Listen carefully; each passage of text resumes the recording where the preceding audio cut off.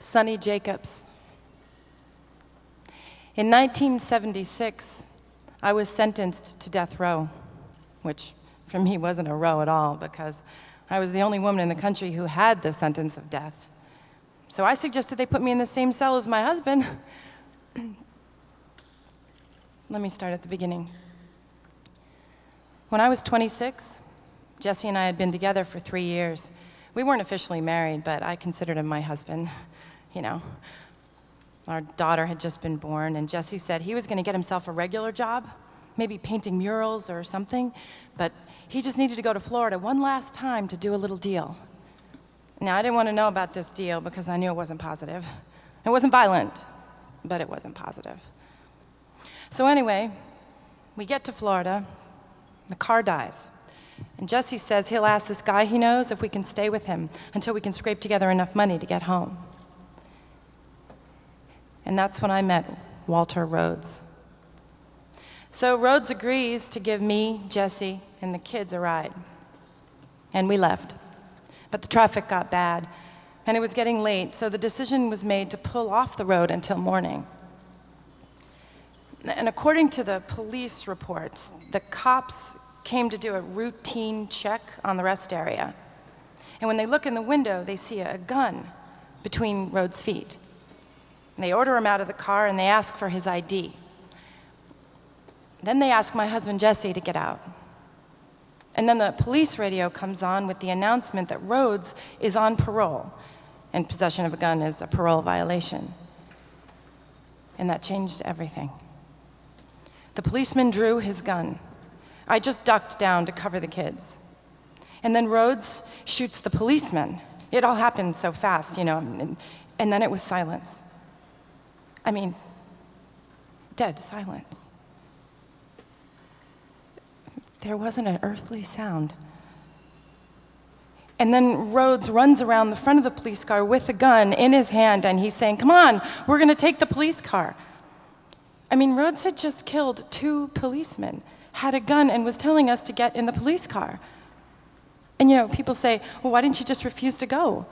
And I think, you've never been at the other end of a gun, have you? So we get in the police car. We couldn't speak. We were kidnapped at that point. We just didn't dare. But then all of a sudden the traffic gets terrible, and you can hear the helicopters, and I know there must be a roadblock. "Hey, we're gonna be rescued. Help is on the way, you know, the cavalry." And out of nowhere, Rhodes makes a sharp left to try to avoid the roadblock. And this whole line of policemen opens fire on the car. The car was literally bouncing with all the bullets. So again, I cover the kids, and finally we crash. And a bunch of cops surround us, and I'm trying to explain that we were kidnapped, but they just wouldn't listen. So I actually did at first try to lie. I told the cops I didn't know these people. I was just a hitchhiker. Stupid. Because of course they think you're lying because you did something. But I was just scared. And what I didn't know was at the same moment I was being questioned, and Jesse was being questioned, was that Rhodes, from his hospital bed, was negotiating a deal. He'd been in prison before. He knew how the system worked. And so he was claiming that he didn't do it. We did. My husband, Jesse, was tried first. We both had, of course, no good attorneys, no dream team, no expert witnesses. And so he was convicted and sentenced to death. My trial came later, and I thought, surely that won't happen to me. I mean, I was a hippie. I was one of those peace and love people. I'm a vegetarian. How could you possibly think I could kill someone? And so I thought I'd go in, they'd figure out I didn't kill anyone, and they'd let it go. But that's not how it works.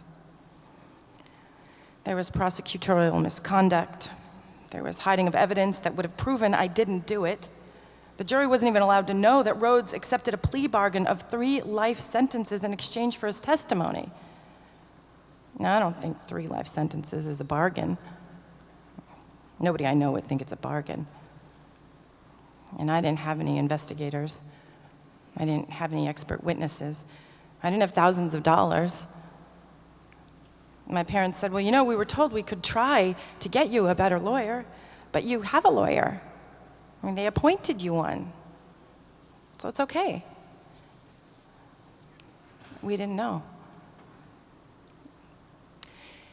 In 1979, Walter Rhodes wrote the following letter to the authorities.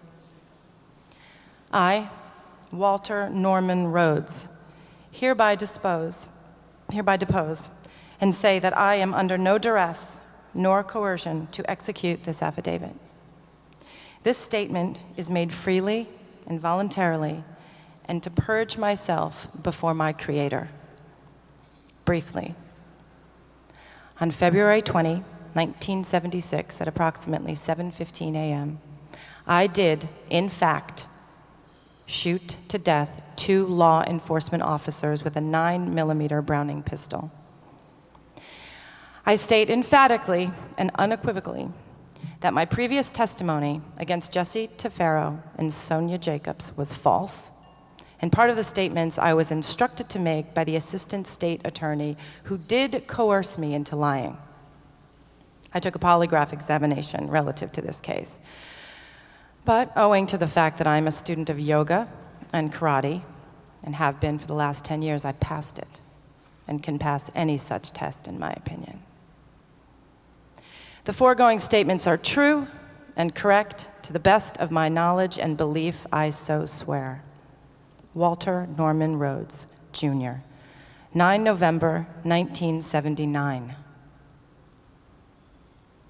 And keep in mind that I wasn't released until 1992.